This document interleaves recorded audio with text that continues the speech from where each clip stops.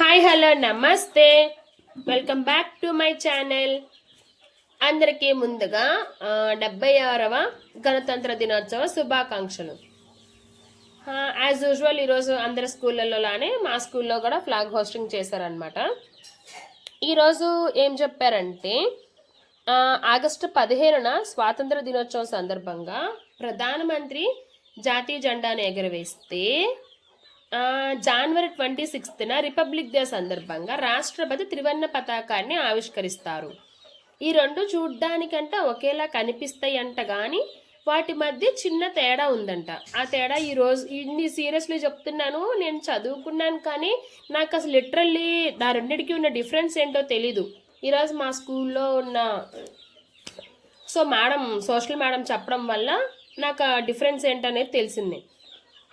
మన స్వాతంత్రం మన భారతదేశానికి వచ్చిన తర్వాత 2 తేదీల్లో మనం ఫ్లాగ్ హోస్టింగ్ చేస్తాము. ఒకటి ఎప్పుడు ఆగస్ట్ 15న, రెండవది జనవరి 26న. అయితే 1947 ఆగస్ట్ 15న మన భారతదేశానికి స్వాతంత్రం వస్తే 1950 జన్ 26న భారతదేశానికి గణతంత్ర దేశంగా అవతరించింది. సో అదే రోజున మనకి భారత రాజ్యాంగం కూడా అమల్లోకి వచ్చింది.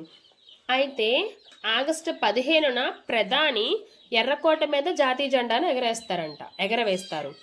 జనవరి 26న మన రాష్ట్రపతి కర్తవ్య పథ్లో త్రివర్ణ పతాకాన్ని ఎగరేస్తారంట. దీన్ని అంతకుముందు కర్తవ్య పథ్ని రాజ్పథ్గా పిలిచేవాళ్ళంట. అప్పుడు ఎర్రకోటపై జాతీయ జెండా ఎగరేస్తారంట. సో అందుకే దీన్ని మనం ఇంగ్లీష్లో ఫ్లాగ్ హోస్టింగ్ సెరమనీ అంటారంట.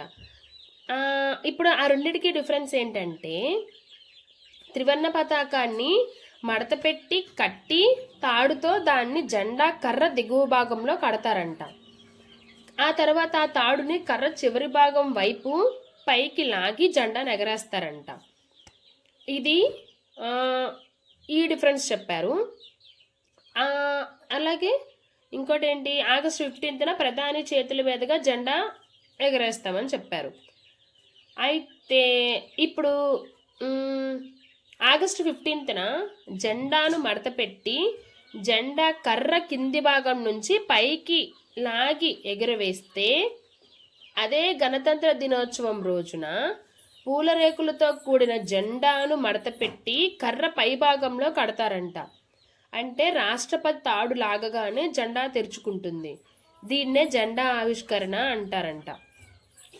సో ఈ రెండే మాకు చెప్పారు. అంటే మెయిన్ ఏంటంటే ఆగస్టు 15న కర్ర కింద భాగం నుంచి పైకి లాగి ఎగరేస్తారంట జెండాని మడత పెట్టి. అదే గణతంత్ర దినోత్సవం రోజున పూలరేకులతో కూడిన జెండాను మడత పెట్టి కర్ర పై భాగంలో కడతారంట.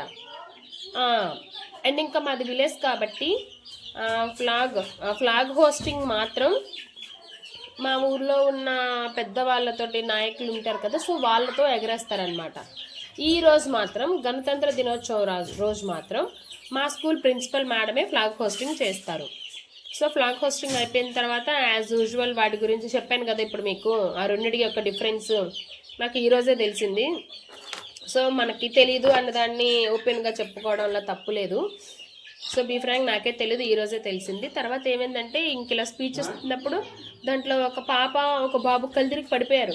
అసలైనా ఈరోజు వెదర్ చాలా కూల్గానే ఉంది, కానీ పిల్లలు మార్నింగ్ తినకుండా వచ్చేస్తున్నారు. సో పడిపోయేసరికి ఇంకా మా మేడమ్స్ అందరూ ఫ్లాగ్ హోస్టింగ్ అయిపోయింది కదా, పర్లేదమ్మా కూర్చోండి అని చెప్పి కూర్చోపెట్టి ఎక్కువసేపు ఉంచలేదు.